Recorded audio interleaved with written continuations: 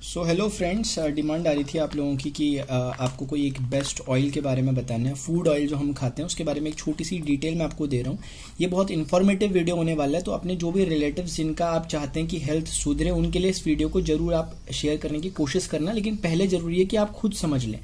देखिए, food oil एक बहुत बड़ा एक चैलेंज रहता है कि कौन सा फूड ऑयल हम लें। अगर आप थोड़े से भी हेल्थ कॉन्शियस हैं तो ये एक बड़ी प्रॉब्लम रहती है। जब हम डॉक्टर्स के पास जाते हैं तो डॉक्टर्स हमें सजेस्ट करते हैं कि आप ऑयल को ना बदल बदल के खाएं। ये कभी आपने सुना होगा, अगर आपने कभी आप मिले होंगे किसी जो हार्ट स्पेशलिस्ट होंगे उनके साथ या किसी डॉक्टर से, तो वो ऐसा बताते हैं कि आप अपने ऑयल को, जो फूड ऑयल होता है, उसे बदल बदल के आप खाया करें। उसके पीछे कारण क्या, पहले मैं उसे बताता हूँ, फिर किस तरह के ऑयल से भी मार्केट में चल रहे हैं, कैसे आप पहचान करें ऑयल की। मैं ये नहीं बोलूँगा कि कोई ऑयल अच्छा है या बुरा है, आपको पहचान करना बताऊँगा ताकि आप अपने हिसाब से फिर अपना सजेस्ट कर लें कि कौन सा आपके लिए सही रहने वाला है। देखिए, जो भी फूड ऑयल्स होते हैं उन सभी में फैटी एसिड पाया जाता है। हर ऑयल में जो भी खाने वाला होता है, चाहे वो सोयाबीन का तेल हो या जैसे आप सोयाबीन ऑयल कहते हैं, या फिर वो सरसों का हो, मस्टर्ड ऑयल कहते हैं, सनफ्लावर हो जो कि सूरजमुखी का ऑयल होता है, या फिर अलग अलग तरीके के जो भी ऑयल्स होते हैं सनफ्लावर, वो सभी में फैटी एसिड पाया जाता है। अब इंपॉर्टेंट क्या है कि ये फैटी एसिड जो होते हैं, मैं मोटा मोटा आपको बता रहा हूँ, जितना इतना ज़्यादा टेक्निकली भी नहीं जाऊँगा, लेकिन उतना भी हम सीखेंगे जितना जरूरी है। क्या होता है कि तीन तरह के जो ये फैटी एसिड इसमें होते हैं। एक का नाम होता है सफ़ा, कहते हैं उसे शॉर्ट में, यानी कि SFA, सैचुरेटेड फैटी एसिड। एक होता है पॉली अनसैचुरेटेड फैटी एसिड और एक होता है मोनो अनसैचुरेटेड फैटी एसिड्स। कोई भी अगर आप ऑयल लेंगे ना, उसमें इंग्रेडिएंट्स होते हैं, उस इंग्रेडिएंट्स में ये आपको दिखाई देगा, जैसे सैचुरेटेड फैटी एसिड यानी सफ़ा, पॉली अनसैचुरेटेड फैटी एसिड, और एक होता है मोनो अनसैचुरेटेड फैटी एसिड। अगर आपको स्क्रीन में दिख रहा होगा तो किसी भी ऑयल में अगर आप उठाएंगे, तीनों दिए रहते हैं और उनकी क्वांटिटी कितनी है उस ऑयल में ये भी दी रहती है।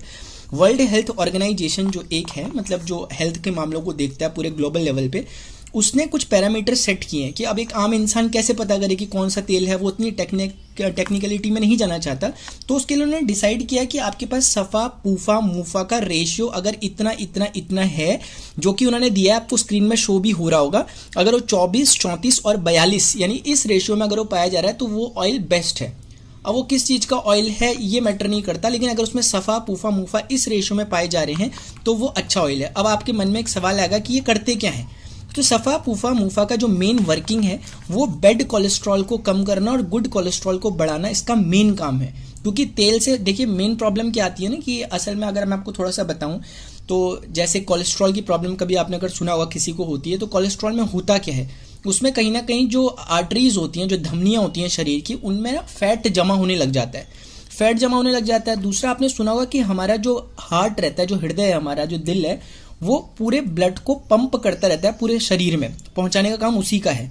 अब जब वो आर्टरीज में फैट जमा होने लग जाता है तो वो ब्लड को वहां से फ्लो करने में प्रॉब्लम होती है, और यानी कि हार्ट को पंप करने में प्रॉब्लम होती है। और हार्ट जब पंप करने में प्रॉब्लम करता है तो उसी से फिर हार्ट स्ट्रोक्स जो आते हैं वो उसी का एक कारण रहता है।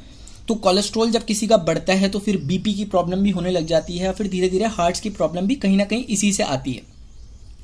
इसीलिए जो जिनको कोलेस्ट्रॉल की प्रॉब्लम है और जिनका कोलेस्ट्रॉल, जो बैड कोलेस्ट्रॉल है, वो बहुत ज़्यादा बढ़ जाता है, तो अल्टीमेटली जो डॉक्टर्स होते हैं उनकी द्वारा सजेस्ट किया जाता है कि अब आपको एक एलोपैथी की एक दवाई लेनी पड़ेगी। वो होती है स्टैटिन। स्टैटिन नाम की दवाई ली जाती है जब कभी भी ब्लड बहुत ज़्यादा गाढ़ा हो जाता है, तो उसे थिन करना पड़ता है, पतला करना पड़ता है खून को, क्योंकि अगर वो गाढ़ा हो जाएगा तो फिर वो मूवमेंट उसका काफ़ी ज़्यादा रुक जाता है, तो हार्ट स्ट्रोक्स की उससे संभावनाएं रहती हैं। तो कहने का मतलब है कि स्टैटिन जो ली जाती है उसके भी अपने साइड इफेक्ट हैं बहुत सारे। तो एलोपैथी में बहुत जल्दी डॉक्टर से सजेस्ट नहीं करते किसी को कि आप स्टैटिन लें, लेकिन जब स्टैटिन ली जाती है तो फिर उसके अपने फिर साइड इफेक्ट बहुत सारे होते हैं। ये जो चीज़ें मैंने आपको बताई कि सफ़ा, पूफा, मूफा, यही वो चीज़ें हैं जो कि बैड कोलेस्ट्रॉल और गुड कोलेस्ट्रॉल को बैलेंस करने का काम करती है। हम ये नहीं कहेंगे कि कोलेस्ट्रॉल को कम करती है, ये बुरे कोलेस्ट्रॉल को कम करती है और अच्छे कोलेस्ट्रॉल को बढ़ाती है। इस ऑयल की खास बात क्या है कि ये ऑयल है राइस ब्रान ऑयल।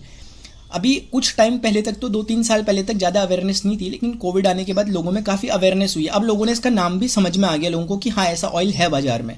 पहले लोगों को लगता था कि ये कौन सा ऑयल है, कुछ लोग इसे ब्रांड कहते हैं, एक्चुअली ये राइस ब्रान है। ब्रान चावल की जो धान होता है ना, जो ब्राउन राइस होता है, उसकी धान की भूसी को ब्रान कहते हैं, और राइस यानी चावल, तो उसका बना हुआ ये ऑयल है। शुरुआत के माध्यम से आप देखेंगे अलग अलग कंपनियां राइस ब्रान ऑयल निकाल रही है।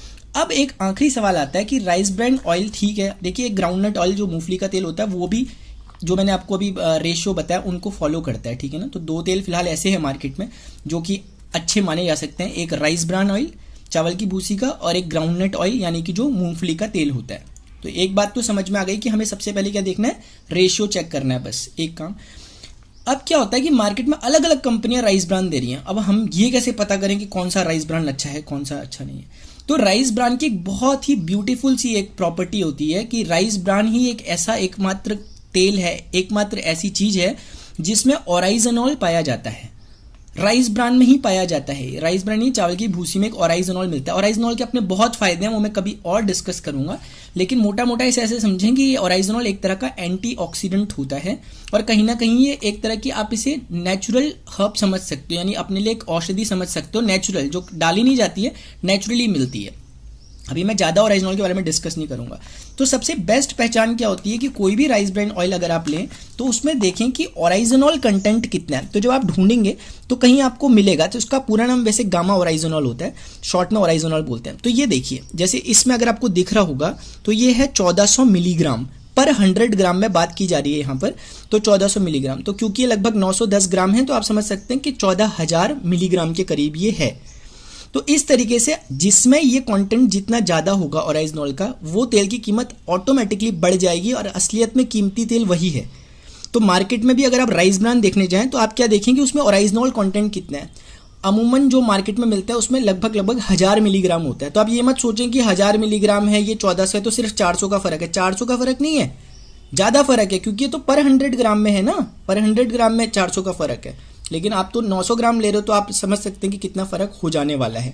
तो इसलिए जैसे जैसे गामा ओराइजनॉल की क्वांटिटी बढ़ती रहती है, वैसे वैसे इसकी कीमतें मार्केट में बढ़ती रहती है। इसलिए आप देखेंगे आज मार्केट में 150-200 रुपये का भी राइस ब्रान मिलेगा, और आपको 1000 1500 लीटर रुपए के राइस ब्रान भी मिलते हैं। डिपेंड करता है कि उसमें ओराइजनॉल कंटेंट कितना है। अब जिसकी मैं बात कर रहा हूँ इस ऑयल की, इसमें सबसे मैक्सिमम जो अभी तक मुझे देखने में मिला मार्केट में, सबसे ज़्यादा ओराइजनॉल इसी में पाया गया, और इस कीमत पर जिसमें ये मुझे मिला है। तो एक बात ये है, और छोटी सी कुछ बातें मैं और बता दूं उसके बारे में। ओराइजनॉल तो इसमें है ही, साथ में इसमें टोकोफेरॉल और इसमें है ये है टोकोट्राइनॉल्स। बेसिकली विटामिन ई जो होता है उसी का ये कंटेंट होता है। अगर आप देखेंगे कि टोकोफेरॉल किस में मिलता है, अगर आप सर्च वगैरह भी करें गूगल में कि हमें टोकोफेरॉल चाहिए, यानी विटामिन ई अगर हमें चाहिए तो हमें क्या लेना चाहिए, तो आपको सीधे सजेस्ट करेगा कि आप राइस ब्रान ऑयल को लें। मतलब राइस ब्रान में मिलता है टोकोफेरॉल, और एक पाम ऑयल होता है उसमें ही मिलता है, लेकिन पाम ऑयल का भी फिर अपने नुकसान है। तो अगर हम देखें तो हमें कहीं ना कहीं ये जो इस नाम से ये तेल आ रखा है मार्केट में, health guard physically refined rice bran oil, और ये भी एक अच्छी बात है। कभी कभी लोगों के मन में क्वेश्चन उठता है कि ये रिफाइंड है और हमें रिफाइंड तो नहीं खाना चाहिए, डॉक्टर्स बोलते हैं नहीं खाना चाहिए। आपने बहुत सही अगर ऑब्जर्व किया तो सही ऑब्जर्व किया कि रिफाइंड ऑयल हमें नहीं खाना चाहिए, लेकिन क्यों नहीं खाना चाहिए वो थोड़ा सुन ले। रिफाइंड ऑयल का मतलब होता है कि कोई ऑयल है उसे साफ कर रहे हैं आप, रिफाइन कर रहे हो, ये इसका मतलब होता है। अब होता क्या है कि कंपनी के पास दो तरीके होते हैं किसी भी तेल को साफ करने के। एक तरीका होता है केमिकली रिफाइंड, और एक होता है फिजिकली रिफाइंड। मार्केट में जितने रिफाइंड ऑयल चल रहे हैं मोस्टली 80 से 90% केमिकली रिफाइंड होते हैं। पहचानोगे कैसे? उसमें फिजिकली नहीं लिखा होगा, उसमें सिर्फ लिखा होगा रिफाइंड, यानी कि केमिकल डालकर तेल को साफ किया जाता है। तो केमिकल कहीं ना कहीं तेल को बर्बाद करने का काम करता है, और फिर उसी केमिकल से लोगों को फिर बाद में एसिडिटी जैसी प्रॉब्लम्स होती है तेल से। तो अगर हम रिफाइंड ऑयल ले रहे हैं और अगर वो फिजिकली रिफाइंड है, फिजिकली रिफाइंड का मतलब क्या होता है, जैसे आपने मान लिया चाय बनाई, चाय बनाने के बाद आपने वो जो छन्नी होती है उससे चाय को छान दिया। जैसे आप फिल्टर यूज़ करते हैं, फिल्टर में क्या होता है कि जो भी अशुद्धियाँ होती है वो फिल्टर हो जाती हैं, अपने आप रुक जाती हैं और पानी शुद्ध नीचे आ जाता है। तो इसमें कोई केमिकल नहीं डाला, लेकिन सफाई फिर भी हुई है। तो उसी तरह के प्रोसीजर को यहाँ भी इस्तेमाल किया जाता है। बड़ी बड़ी मशीनें लगाई जाती हैं, उसके द्वारा अशुद्धियों को दूर किया जाता है जो तेल में रह जाती हैं, जो धान की भूसी वगैरह से बनी होंगी, और फिर तेल को अलग से रिफाइन कर लिया जाता है। और ये जो मैंने ऑयल लिया इसका MRP आप देखें 280 रुपीज़ है, 280 रुपीज़ है। और ये मुझे मिला एक RCM, right concept of marketing, इस तरह से नाम से एक RCM की शॉप्स होती हैं, और वो हर जगह नहीं होती, वो मतलब 2-2, 3-3 किलोमीटर के दायरे में होती है, और वो कॉमन शॉप नहीं होती, उसके लिए प्रॉपर एक नंबर वगैरह होता है। जिन्होंने भी आपको ये वीडियो वगैरह शेयर किया होगा उनसे आप इस बारे में ज़्यादा डिटेल पूछ सकते हैं, क्योंकि मैं आपको अगर असलियत बताऊँ, क्योंकि मैं चाहता हूं कि आपको प्रॉपर इन्फॉर्मेशन दे दूं। यहाँ पर कुछ लोग हो सकता है नाराज भी हो जाए, लेकिन मैं आपको प्रॉपरली बता देता हूं कि MRP भले इसका 280 रुपये है, लेकिन ये मुझे जब मैंने अपनी ID से लिया जो वो था 180 रुपीज़ का। ये कुछ इस तरीके से, अभी थोड़ा सा ये रफ हो गया है, यहाँ पर मुझे दिखा कि 180 रुपीज़ का इस तरीके से यहाँ पर इसका ये आता है। कुछ टैक्स वगैरह भी इसमें थोड़ा सा लग जाते हैं, उसके बाद ये प्राइस मिला मुझे। और उसके बाद भी तकरीबन 7 रुपये से लेकर लगभग 20 रुपये तक, मतलब मिनिमम 7 रुपये या मैक्सिमम 20 रुपये खाते में, अकाउंट में आपके फिर बाद में रिफंड हो जाते हैं महीने के अंत में। तो कुल मिलाकर 280 का भले इसका प्रिंट रेट था, लेकिन 180 का मुझे भी मिला। और मार्केट के हिसाब से इसके प्राइस फ्लक्चुएट करते रहते हैं, तो आप जब भी वीडियो देखेंगे उस हिसाब से इसके मार्केट में प्राइस कम या ज़्यादा हो सकते हैं।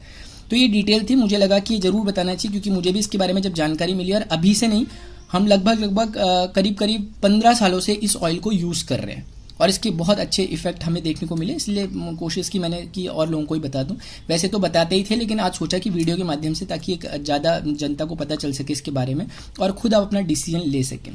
तो ये है health guard physically refined rice bran oil. Thank you so much for watching.